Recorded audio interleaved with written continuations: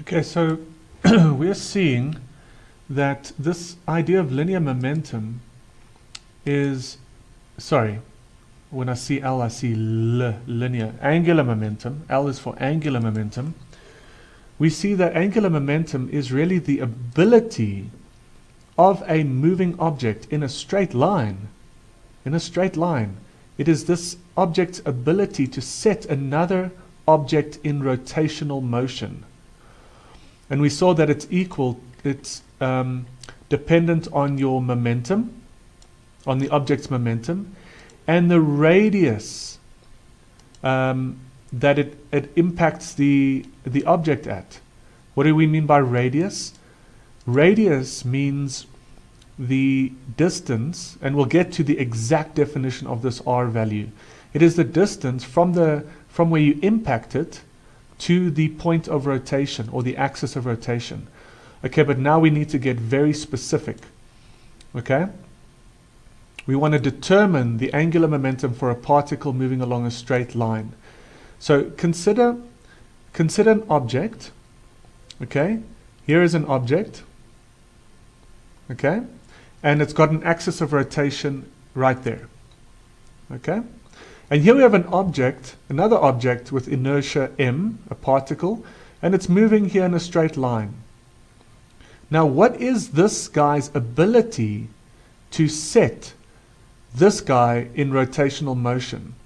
Remember, it's got to do with its momentum, mv, and something, this idea of a radius. But what is this radius? This radius is a perpendicular distance between the axis of rotation and the line of action of this momentum. So this momentum is moving along this direction. That's called the line of action. And if we draw a perpendicular line from the axis of rotation to the line of action, that is R perpendicular. And the angular momentum of a particle is given by R perpendicular, this perpendicular radius, this perpendicular distance, times mv. And this is actually called your lever arm. Okay? It's your lever arm. So it's not any distance, it is the perpendicular distance. Okay? So now let's look at an example here. Let's go back there. So here we've got object A and object B. Object A has an inertia of 2 kilograms, B is half a kilogram. And here we've got two axes, axis 1 over here, and axis 2. Axis 1 is going clockwise, axis 2 is counterclockwise. The question is, determine the angular momenta of this object and that object about this axis first, and then this axis second. Okay, so here we've got the object, we've got its direction. Okay, so what is angular momentum? It is the momentum times a perpendicular distance. Okay, so let's go back here. Remember, we have the line of action and we have the axis of rotation. From the axis of rotation, draw a line perpendicular to the line of action. Okay, so can you see this is the line of action, this horizontal line over here? Draw a line perpendicular from this axis to that line of action, and you've got your R perpendicular, which is 2. So that is 2, and m is 2, and the velocity is, oh, I didn't say, the velocity is 0.6 meters per second for A. We plug that in and we get 2.4 kilogram meter squared per second, and it is positive because it is causing a clockwise rotation about that point. Okay? So just imagine if you put a ruler vertically and you hit it this way, that ruler would want to rotate like that. Now what about this guy? It says that this object B is traveling along the diagonal. It's traveling along the diagonal. Now This is the diagonal. Let's see it. I'm sure it's got a drawing. There. That's the diagonal. That's the diagonal. So what's its line of action? Its line of action is passing through this axis of rotation. It's passing right through there.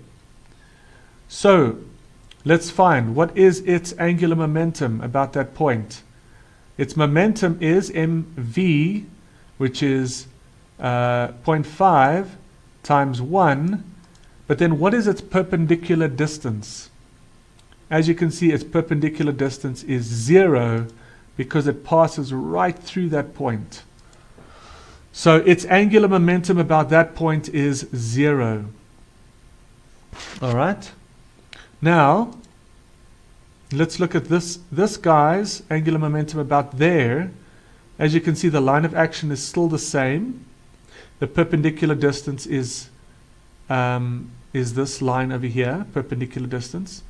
So we've got, again, we've got the perpendicular distance is 2, and we've got m is 2, and velocity is 0.6. But what is different about this one? What's different about this one is our axis of rotation is counterclockwise, but this guy wants to cause a clockwise rotation. So it's going to have the same magnitude as this guy, but a negative. It's going to be negative. And that's what we get there. We get a negative 2.4. Okay? Now what about B? What about this guy's angular momentum about here? Well, again, you need your perpendicular distance. So draw your line of action. Draw your line of action. And then from there, draw a perpendicular line until it cuts there. That's your perpendicular distance. What is the perpendicular distance? It'll be 2 sine 30. 2 sine 30 gives us that value, times mv. Okay? So you can just go and check that out. Let's see. Your 2 sine 30 will be 1 meter. So that's 1. And then your angular momentum of this object moving in this direction about there is 1, with that's your perpendicular distance, mv. And you can see that it would cause counterclockwise rotation. So it is the same direction as positive. So it is positive.